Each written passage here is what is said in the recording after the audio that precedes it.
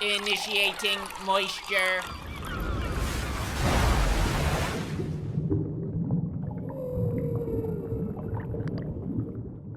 Welcome to the Moist Meter. Overlord is an anime that's been recommended to me so many times I expected it to be some type of divine show, like the fucking Jehovah's Witnesses kept banging on my door promoting Overlord to me.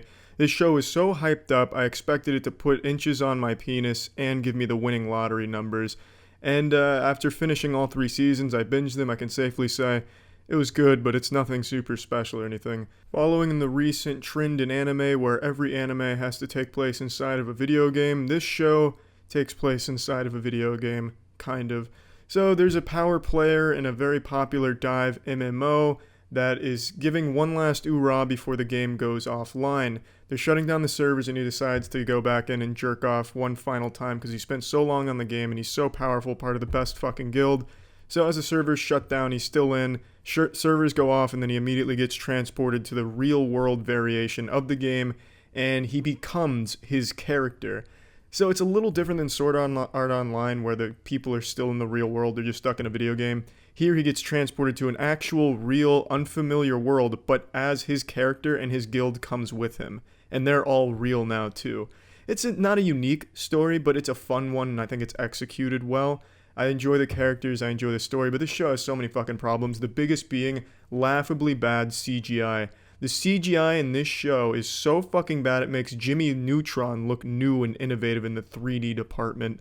I mean, somehow the CGI in this show is worse than Beast Wars and Jimmy Neutron, both of which came out in the early 2000s. It's laughably bad, insufferably bad, and it's used so frequently. Every single fight and so many other scenes that aren't even fights are relying on CGI. I know why, because budget constraints, but man, it's jarring and bad. Anytime anime uses CGI, it's always a disaster, and this show uses it fucking frequently.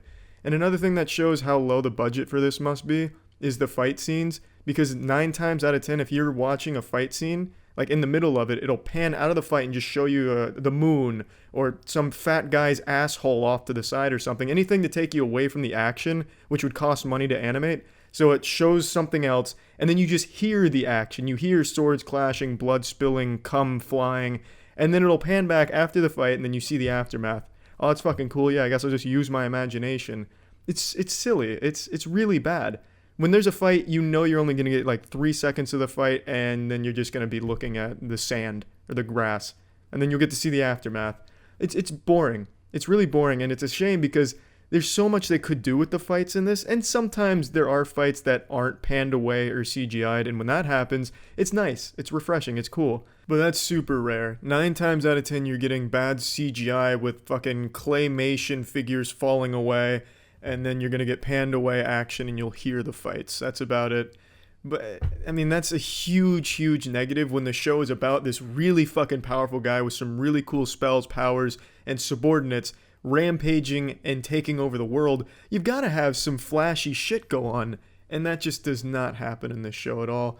But it's still a good show. It's fun to see how he goes about taking over certain places, how he plans to rule them, and also how far he's fallen from being a human. He truly has no humanity left in him. He has become his character, the Overlord.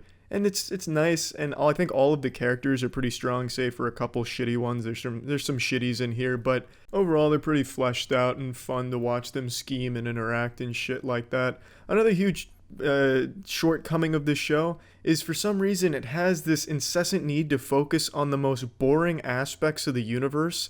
For example, in season 2, like the first 5 episodes are about a lizard man tribe. Who gives a fuck about the lizard man tribe? They don't do anything interesting. It's just, hey, we're lizardmen. There's 5 different tribes of lizardmen. Well, let's unite the tribes of lizardmen. All right, let's go do that. All right, good shit, lizardmen.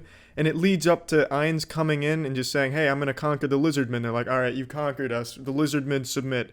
Who wants to watch 5 episodes of this shit? Maybe like 2 episodes of the lizardmen assembling and trying to unite against Ainz and then failing.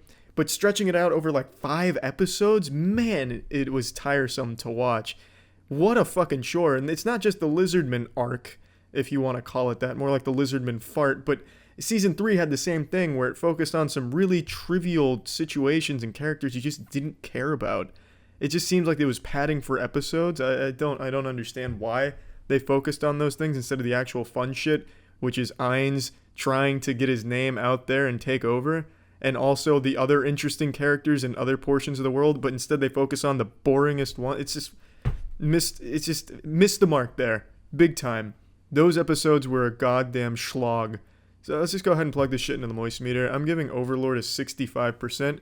It's a show I would still recommend, especially for those fans of like the video game setting shit, because it's a lot of fun when Ainz is using these incredible spells and then it gets super anime cliche where his enemies are like, oh my god, that's 50th tier magic, thought only to be used by Jesus Christ himself. I cannot believe what I am seeing in front of my eyes right now. The power of friendship.